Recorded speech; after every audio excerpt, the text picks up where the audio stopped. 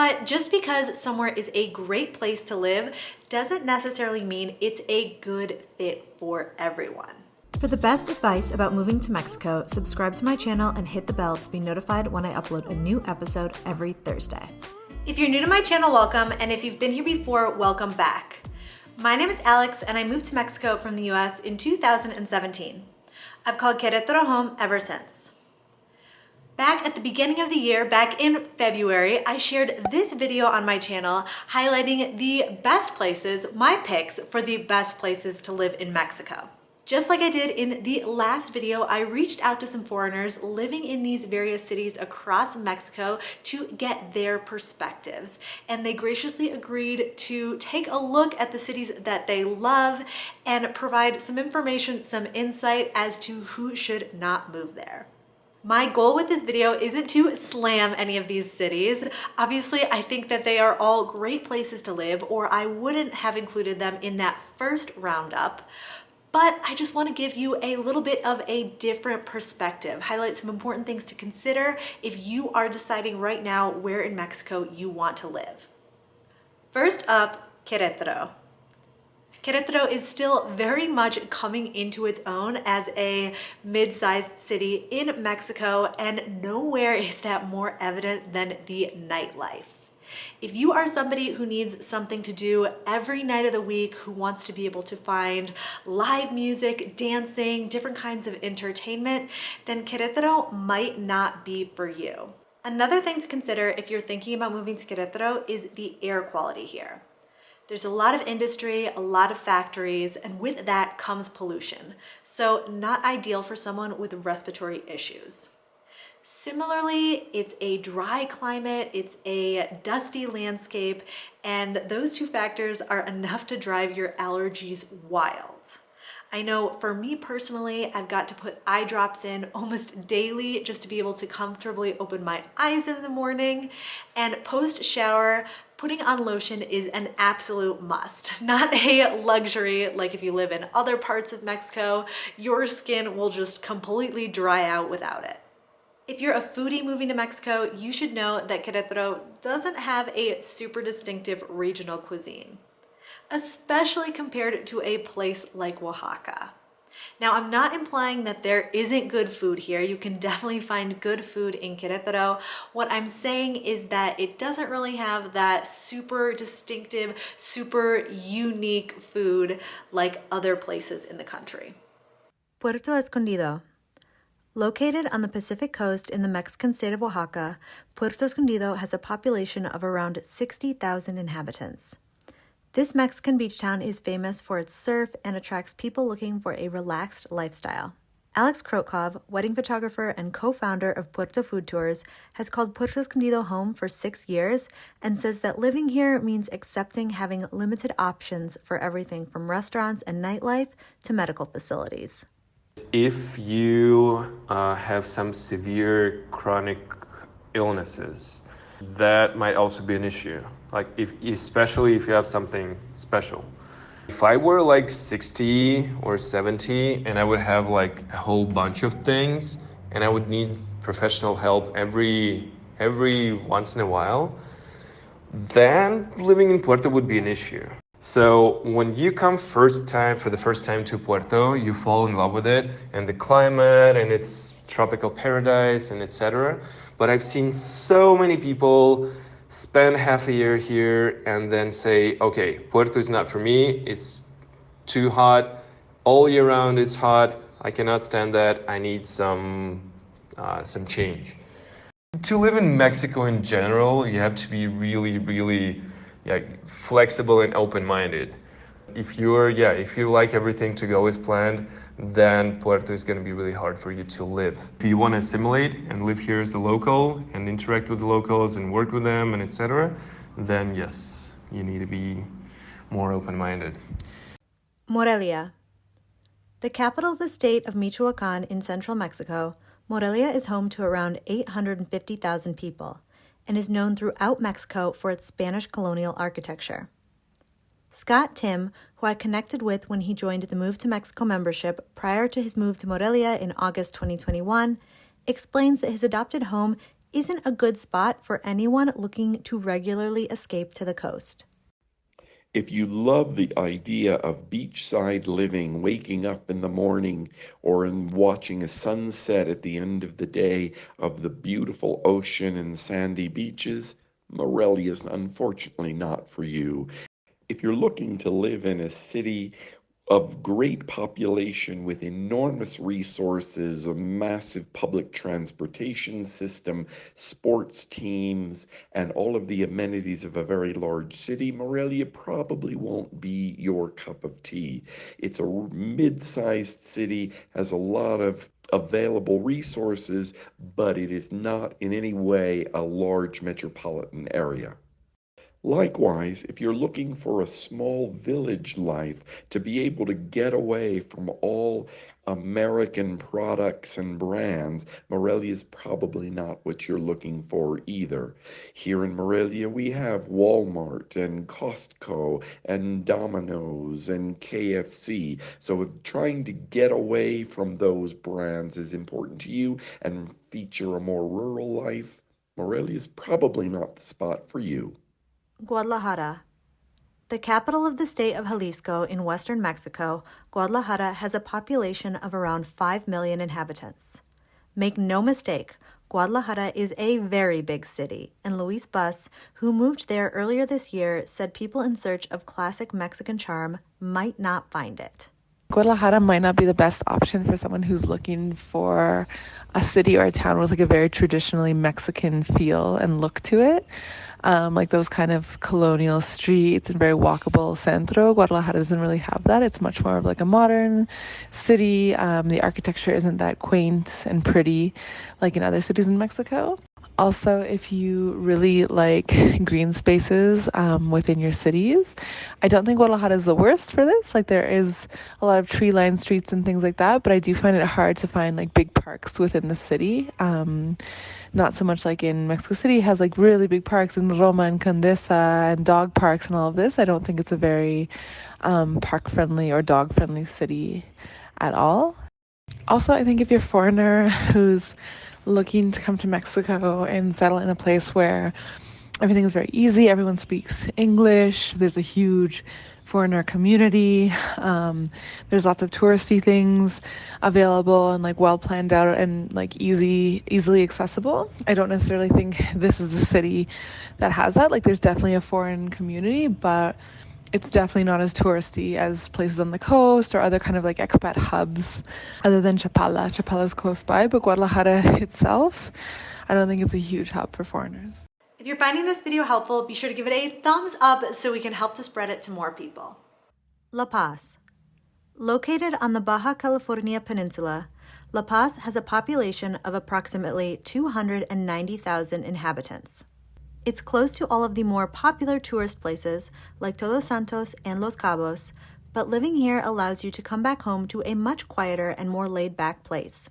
I reached out to my good friend Laura Bronner, the author of A Guide to Baja California Sur, for her thoughts on La Paz.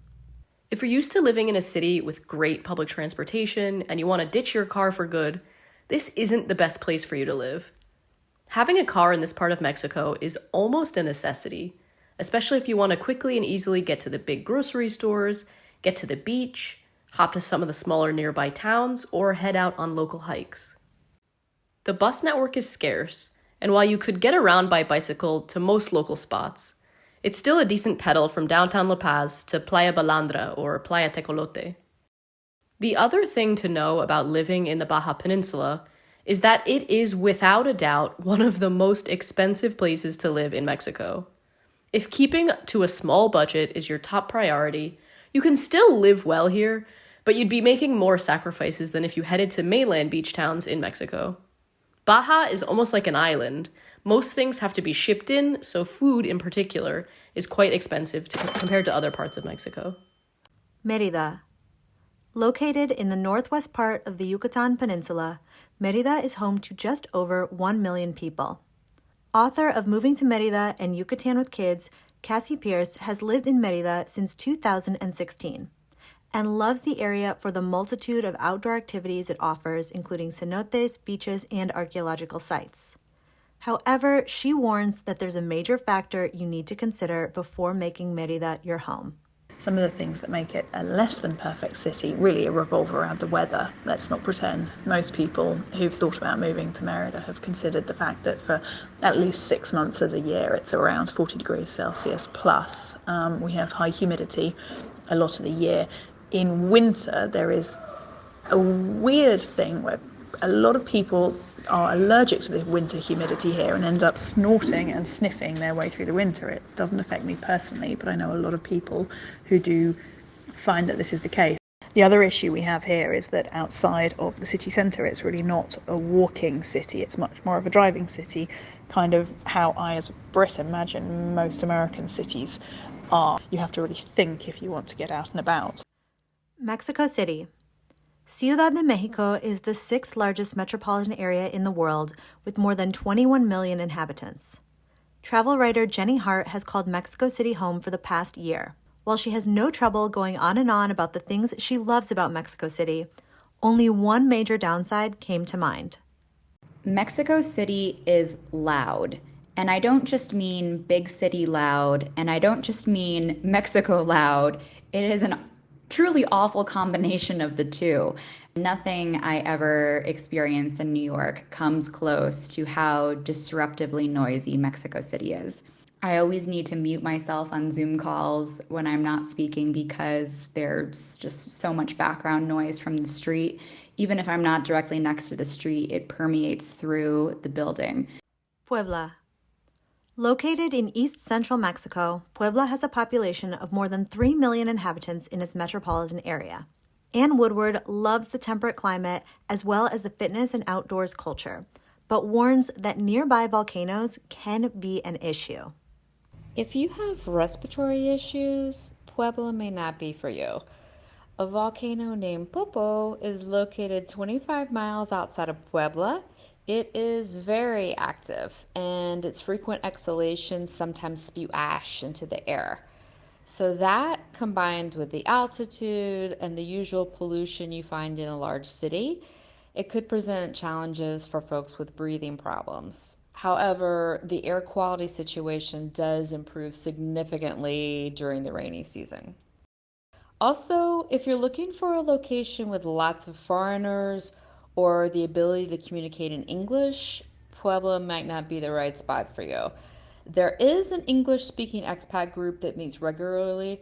However, Puebla is not the kind of place where you'll see other foreigners walking around, and you can't walk into a random cafe and find other foreigners to chat with. Like, that just doesn't happen. And most of the expats I know in Puebla have at least a basic or intermediate knowledge of Spanish. San Miguel de Allende. San Miguel is a city in the central Mexican state of Guanajuato, and its population numbers around 174,000 inhabitants. With its colorful facades, hidden courtyards, and cobblestone streets, San Miguel is one of the most picturesque colonial towns in all of Mexico. Don Godwin, who regularly winters in San Miguel, pointed out a few things potential residents should consider. San Miguel is a great place, but some downsides are the sidewalks are cracked and small. They can be hard to walk on for older folks. It's not very easy to get to, and there's no direct bus or flight routes. And sometimes it can feel a bit too American. Oaxaca City. Situated in southwestern Mexico, the municipality of Oaxaca de Juarez is home to around 715,000 people.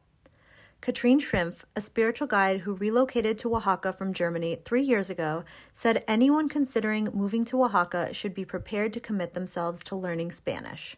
I don't recommend to choose Oaxaca as a place to live if you are not willing to learn Spanish and to immerse yourself in the culture, because Oaxaqueños are super proud of their traditions, of their roots, and so this is always like a big part of the social life. We are like in the mountains, so also the infrastructure in general is a little bit more complicated. It's hard to access some certain products sometimes because we are also 7 hours away from Mexico City. So if you are looking for a modern city life with all its comforts, maybe Oaxaca is not the right place. There are no rules here, everything's super chaotic, nothing works the way it's supposed to work. So it's really important to be open-minded to creative solutions and and also to socialize and to build a strong network, because at the end it will be your friends that help you when it's needed, and it won't be the government or your insurance or whatever. It will be your community. Puerto Vallarta. A Mexican beach resort city in the state of Jalisco, Puerto Vallarta's population is estimated to be around 300,000. The city is growing and recently unveiled a new international airport. Longtime Puerto Vallarta resident Stephanie Kempker, who only recently relocated to Mexico City for her job with Guardian Health Insurance, cautioned singles looking to settle down to reconsider a move there. Anyone who I know in Vallarta who's in a relationship, like a long-term one, either met their partner before they moved to Vallarta, or snagged a tourist and convinced them to stay, or met them while traveling around, and that person was living in another city in Mexico. Vallarta is a center of gay culture in Mexico too, and I've heard this from my gay friends as well, that Puerto Vallarta is just like not a good place to meet a future partner. And I want to clarify that like Puerto Vallarta is a fun place to be single, so I'm not saying like single people shouldn't go there, specifically single people who want to be in a relationship, single people who are like actively looking. I think it's not a good fit for it. Other people that it's not a good fit for, people who like things fast-paced. Mexico in general, things are a little bit slower, but Puerto Vallarta especially, I think coastal towns in general are like that. If it's people coming from other places in Mexico, Puerto Vallarta rental market is horrible because so many of the properties are rented on Airbnb. It's hard to find a long-term rental at a good price, and it's like near impossible to find a place that is unfurnished. So if you're bringing your own furniture, like your options are extremely limited. And I find the furniture in general in Vallarta, like the places that are already furnished, are ugly and bad and uncomfortable. So it just, if you're planning on being there long term, it's hard. I would love to hear your thoughts about the opinions and observations shared in this roundup. Has anything that I mentioned today made you reconsider a city you were thinking about? Let me know in the comments below. I'm Alex from backpackingbrunette.com. Thanks for watching.